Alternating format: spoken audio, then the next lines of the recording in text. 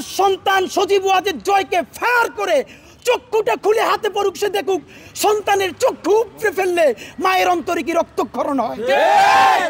এই যে মিছিল কারওয়ান বাজারে বলে জয়, যাত্রাবাড়ি গিয়ে বলে বাংলা। সজীব ওয়াজেদ জয়, এটার নাম বলা ঠিক নেই, এটার নাম হলো অটিস্টিক জয়। আর যদি টিটপটাং হয়ে যায় তাহলে আমাদের জানার ইচ্ছা তার কি কবর হয়েছে নাকি চিতায় তুলছে। কি পরিমাণ নির্লজ্জ বেশরম বেহায়া একটা পার্টি হলে তার শীর্ষ নেতৃত্ব থেকে শুরু করে একদম নিচ পর্যন্ত যেই দগদগে গণহত্যাটা তারা করেছে, অনুশোচনা নাই, বিচার নাই, এখনও তারা আবার বাংলাদেশের মানুষকে লকডাউনের ভয় দেখায়। প্রথমত আমাদের এটা একটা কালেকটিভ ফেলিওর বাংলাদেশের, যে আমরা বাংলাদেশের 18 কোটি মানুষ মিলে যেরকম জুলাই গণঅভ্যুত্থান করে এখানে আওয়ামী লীগের পতন খুব ছোট ব্যাপার, আমরা ঐতিহাসিকভাবে এখানে দিল্লির মসনদের পতন ঘটিয়েছি। সেই দিল্লির মসনদের পতন ঘটানোর পরে এখানে ঢাকার সরকার প্রতিষ্ঠা করতে পারি নাই।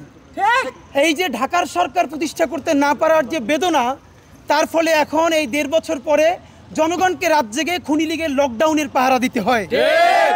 যদিও এইটা আসলে আপনারা জানেন যে এই যে খুনি লীগ, এই যে মিছিল কারওয়ান বাজারে বলে জয়, যাত্রাবাড়ি গিয়ে বলে বাংলা, মানে আপনি ভাবেন এটা আমাদের সবার শিক্ষণীয় আছে। আজকে আমরাও আল্লাহর কাছে তওবা করি যে আমাদের মধ্যে কোনো অধ্যত্ব চলে না আসে। দেখেন আমরা নিজের আস্তে আস্তে গল্প করতেছিলাম যে ছাত্রলীগের আমাদের পার্থক্য কোথায়।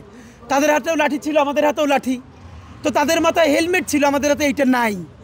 পার্থক্যটা হলো তারা ছিল জালেম, তারা এই শক্তি ব্যবহার করে বাংলাদেশের মানুষকে গুম করেছে, খুন করেছে, হত্যা করেছে, ধর্ষণ করেছে, দেশের প্রতিটা ইঞ্চিকে কেজি ধরে ভারতের কাছে বিক্রি করে দিয়েছে। আর আমরা আপামর জনসাধারণ একটা লাঠি নিয়ে, হেলমেট তো নাই, আমাদের কাছে তো বন্দুক নাই, পিস্তল নাই, আমরা সেই দিল্লির দাসত্ব থেকে বাংলাদেশের নতুন বাংলাদেশ গড়বার জন্য রাজপথ সমস্ত মানুষ আজকে পাহারা দিচ্ছে। এই হলো আমাদের পার্থক্য। সুতরাং বন্ধুরা, আপনাদের মাধ্যমে বলতে চাই, ইতিমধ্যে আমি দেখলাম যে আওয়ামী লীগের অনেক পেজ থেকে, আপনারা দেখেছেন গতকালকে শেখ হাসিনার পেজ থেকে ইনকিলাব মঞ্চের কথা বলা হচ্ছে। সজীব ওয়াজেদ জয়, এটার নাম বলা ঠিক নেই, এটার নাম হলো অটিস্টিক জয়। এইটার আবার নাম দিচ্ছে ডাক্তার হবে। আমার ধারণা ওর মায় বাইচে নাই, কারণ সে কথায় কথায় যেরকম আপনারা দেখছেন আওয়ামী লীগ যখন ক্ষমতায় ছিল 15 বছর ধরে যেই রিয়াকশনটা দেওয়ার কথা ইউনিয়ন পরিষদের একজন মেম্বারনিরও যে রিয়াকশন দিয়ে খাটে না, সেটাও হাসিনা দিত। এখন দেশে এত ঘটনা ঘটে যাইতেছে কিন্তু সে ভিডিও কলেও আসে না, প্রকাশ্য আসে না।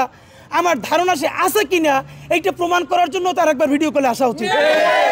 আর যদি টিটপটাং হয়ে যায় তাহলে আমাদের জানার ইচ্ছা তার কি কবর হয়েছে নাকি চিতায় তুলছে। অনেকেই তারে বলে যে তার মৃত্যু কামনা করি, আমরা একদম মনে প্রাণে বলি আমরা হাসিনার এত দ্রুত মৃত্যু চাই না। অন্তত প্রথমত আল্লাহর কাছে প্রার্থনা করি সে 100 বছর বাঁচুক, এবং সে গত 15 বছরে বাংলাদেশের যত সন্তানকে এতিম করেছে, যত বাবা মার বুক খালি করেছে, গণহত্যা করেছে, গুম করেছে, খুন করেছে, আয়নাঘর করেছে, দেশের প্রতিটা ইঞ্চি তার ক্ষমতার জন্য দিল্লির কাছে কেজি ধরে বিক্রি করে দিয়েছে। আগামী 20 বছর আল্লাহ তাআলা প্রত্যেকটা সেকেন্ড মিনিট তার অন্তরে সেই জাহান্নামের যন্ত্রণা দিক। সে জাহান্নামের, আমি তো চাই তার সামনে তার সন্তান সজীব ওয়াজেদ জয়কে ফায়ার করে চক্ষুটা খুলে হাতে পড়ুক, সে দেখুক সন্তানের চক্ষু উপড়ে ফেললে মায়ের অন্তরে কি রক্তক্ষরণ হয়। তার ভাই, তার বোন, এবং আবার এখনো কিছু অংশ দেখি তারা জয় বাংলা বলে নামে। ভাই, মানুষের ন্যূনতম একটা হিউম্যান ডিগনিটি থাকা উচিত। যেই দলের প্রধান মানে কেমন মকারি দেখেন, বলে তার জাতির পিতা বঙ্গবন্ধু, আর এখন বললে তো আরো খারাপ শোনা যাবে, তাও আপা কাম্মা যেটাই বলুক শেখ হাসিনারে। একটা দলীয় নেতা কর্মীরা না বইলে সে হেলিকপ্টারে নিজের বইনেরে নিয়ে পালাইছে।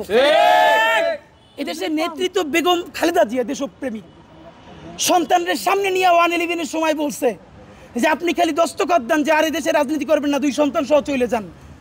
কোকোকে হারাইছে। তারেক রহমান আমার খুব মনে আছে, এখানে পিজি হসপিটালে আমরা তখন ছোট, 111-এর পর যখন তার পিজি হসপিটালে আনছে ঘাট দাঁড় করাইতে পারে না, বেগম জিয়া দৌড়ে আসছে দেখতে, মার কোলে মাথা রাখতে পারে না।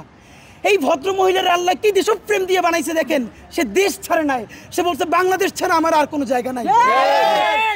আওয়ামী লীগের, খুনি লীগের, জঙ্গি লীগের জন্ম ভারতে, তাদের মৃত্যু ভারতে। দেশে দেশে সবার সাথে দ্য নিউজ।